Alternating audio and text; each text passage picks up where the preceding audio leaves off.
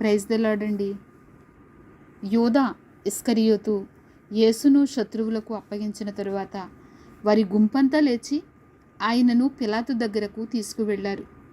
ఈ మనిషి ప్రజలను తప్పుద్రోవ పట్టిస్తున్నాడు, సీజరుకు పన్ను చెల్లించకూడదని అంటున్నాడు, తానే క్రీస్తును, ఒక రాజును అంటున్నాడు. ఇదంతా మేము కనిపెట్టామంటూ వారు ఆయన మీద నేరాలు మోపసాగారు. పిలాతు, నీవు రాజువా, యూదుల రాజువా అని ఆయనను అడిగాడు. నీవన్నట్టే అని ఆయన అతనికి జవాబిచ్చాడు. పిలాతు ప్రధాన యాజకులతో, ఆ సమూహముతో, ఈ మనిషిలో నాకెలాంటి దోషము కనిపించటం లేదు అన్నాడు.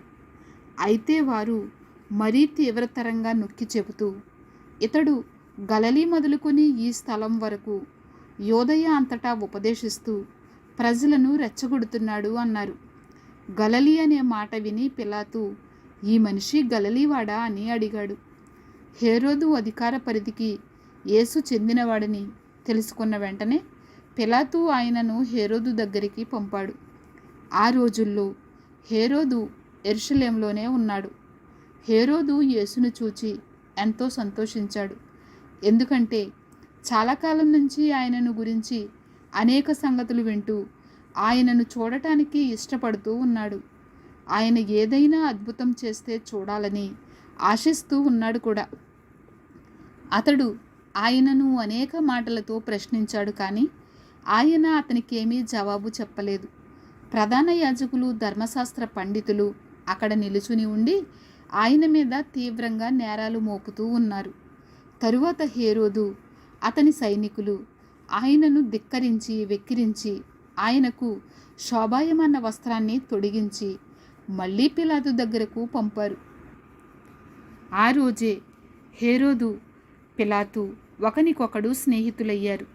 అంతకుముందు వారి మధ్య వైరం ఉండేది.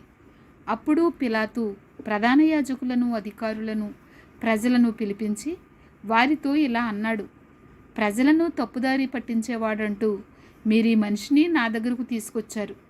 ఇదిగో వినండి, మీ ఎదుటే నేను అతన్ని విమర్శించాను, కానీ అతని మీద మీరు మోపిన నేరాల విషయంలో ఏ దోషమూ ఈ మనిషిలో నాకు కనబడలేదు, హేరోదుకు కూడా కనబడలేదు. నేను మిమ్మల్ని మళ్ళీ అతడి దగ్గరకు పంపాను కదా, చూడండి, ఇతడు మరణానికి తగిన పని ఏదీ చెయ్యలేదు. అందుచేత నేను ఇతడిని శిక్షించి విడుదల చేస్తాను. ఆ పండుగ సమయంలో అతడు వారికి ఎవరైనా ఒకడిని విడుదల చేయటం తప్పనిసరి. అయితే వారంతా ఏకగ్రీవంగా, ఈ మనిషి ప్రాణాన్ని తీసేయండి, మాకు బరబ్బను విడుదల చేయండి అని అరిచారు.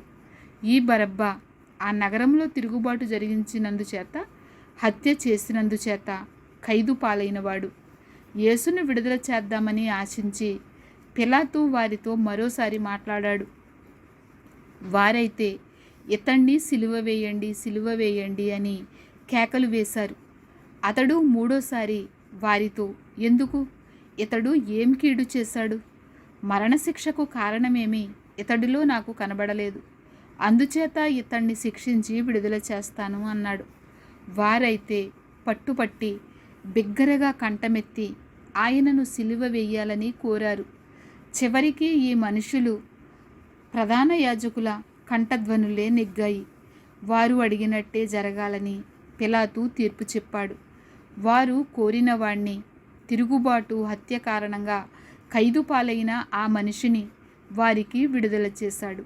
యేసును వారికి ఇష్టం వచ్చినట్టే చెయ్యటానికి వారికి అప్పగించాడు. వారు ఆయనను తీసుకువెళ్ళిపోతూ ఉన్నప్పుడు పలిస్యమ నుంచి వస్తున్న కురేనే ప్రాంతీయుడైన సీమోనును పట్టుకున్నారు. యేసు వెంట సిలువను మోయటానికి దానిని అతని మీద పెట్టారు. పెద్ద జనసమూహం ఆయన వెంట వచ్చారు. వారిలో కొందరు స్త్రీలు ఉన్నారు. వీరు ఆయన విషయం గుండెలు బాదుకుంటూ రోదనం చేస్తూ ఉన్నారు కూడా. యేసు వారి వైపు తిరిగి, యెరూషలేము కూతుళ్ళారా, నా కోసం ఏడవకండి, మీకోసం, మీ పిల్లల కోసం ఏడవండి. ఎందుకంటే గొడ్రాళ్ళు ధన్యులు, ఎన్నడూ కనని గర్భాలు, పాలీయని స్తనాలు ధన్యమని జనం చెప్పుకునే రోజులు వస్తాయి. అప్పుడు వారు పర్వతాలతో మా మీద పడండి, కొండలతో మమ్మల్ని మరుగు చేయండి అని చెప్పనారంభిస్తారు. వారు పచ్చని చెట్టు ఉన్న సమయంలో ఇలా చేస్తే ఎండిన దాని సమయంలో ఏమి జరుగుతుందో అన్నాడు. నేరస్తులను ఇద్దరిని కూడా ఆయనతో పాటు చంపటానికి తెచ్చారు. వారు కల్వరి అనే స్థలానికి వచ్చినప్పుడు వారు ఆయనను అక్కడ సిలువ వేశారు. ఆ నేరస్తులను కూడా ఒకణ్ణి ఆయన కుడివైపున మరొకణ్ణి ఎడమ వైపున సిలువ వేశారు. అప్పుడు యేసు, తండ్రి, వీరు చేస్తున్నదేమిటో వీరికి తెలియదు గనుక వీరిని క్షమించు అన్నాడు. వారు ఆయన బట్టల కోసం చీట్లు వేసి పంచుకున్నారు. ప్రజలు అక్కడ నిలుచుండి అంతా చూస్తూ ఉన్నారు. వారి మధ్య ఉన్న అధికారులైతే ఆయనను అపహాస్యం చేస్తూ, ఇతడు ఇతరుల్ని రక్షించాడు, దేవుడు ఎన్నుకున్న అభిషక్తుడు ఇతడే అయితే తనను తాను రక్షించుకోవాలి అన్నారు. సైనికులు కూడా ఆయనను వెక్కిరించారు. ఆయన దగ్గరకు వచ్చి పులిసిపోయిన ద్రాక్షరసం ఆయనకు ఇవ్వబోతూ, నీవు యూదుల రాజువైతే నిన్ను నీవు రక్షించుకో అన్నారు. ఇతడు యూదుల రాజు అని వ్రాసి ఆయనకు పైగా ఉంచారు. ఈ వ్రాత గ్రీక్, లాటిన్, హీబ్రూ అక్షరాలలో ఉంది. వ్రేలాడుతున్న నేరస్తులలో ఒకడు ఆయనను దూషిస్తూ, నువ్వు అభిషక్తుడివైతే నిన్ను నీవే రక్షించుకో, మమ్మల్ని కూడా రక్షించు అన్నాడు. అయితే రెండో నేరస్తుడు అతన్ని చీవట్లు పెట్టి ఇలా అన్నాడు, నువ్వు ఇదే శిక్షావిధి కింద ఉన్నావుగా, దేవుడంటే నీకేం భయం లేదా? మనకు ఈ శిక్ష న్యాయమే, మనం చేసిన వాటికి తగిన ప్రతిఫలం పొందుతూ ఉన్నాం. కానీ ఈ మనిషి ఏ తప్పిదము చేయలేదు. అప్పుడతడు యేసుతో, ప్రభు, మీరు మీ రాజ్యంలో ప్రవేశించేటప్పుడు నన్ను జ్ఞాపకం చేసుకోండి అన్నాడు.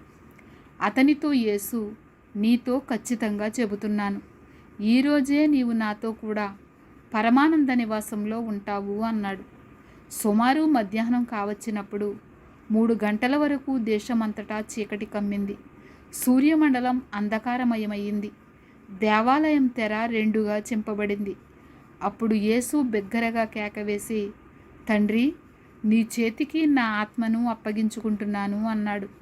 అలా చెప్పి ప్రాణం విడిచాడు.